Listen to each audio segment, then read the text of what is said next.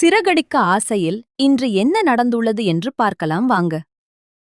அருண் மற்றும் அவரது அம்மா பேச்சைக் கேட்டு மீனா மற்றும் முத்துவிடம் சண்டை போட்டு செல்கிறார் சீதா. இதன்பின் முத்துவிடம் சீதாவின் அம்மா மன்னிப்பு கேட்கிறார். பின் கிருஷின் பள்ளியிலிருந்து மனோஜிற்கு போன் வருகிறது. கிருஷ் அனைத்து பாடத்திலும் முதல் மதிப்பெண் பெற்றுள்ளார் என கூறுகிறார்கள். மேலும் உங்கள் கையால்தான் சான்றிதழ் வாங்க கிருஷ் ஆசைப்படுவதாகவும் கூறுகிறார்கள். இதன்பின் ரோகிணி மனோஜ் இருவரும் கிளம்பி பள்ளி செல்கிறார்கள். அங்கு முத்து உள்ளார். மனோஜ் வருவதைப் பார்த்து, "நீ என்ன இங்க?" என கேட்கிறார்.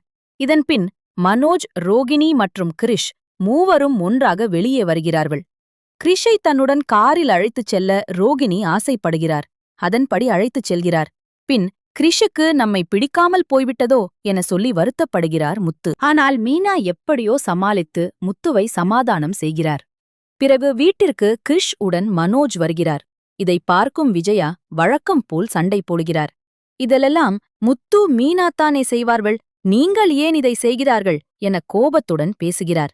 இறுதியாக நடந்த விஷயத்தை சொல்லி மனோஜ் சாரி என கூறிய பின் தான் விஜயா கோபம் தணிந்தது. அப்போது கோவாவில் போட்டியை முடித்துவிட்டு வீட்டிற்கு வருகிறார் ரவி. அனைவரும் அவரை பாராட்டுகிறார்கள்.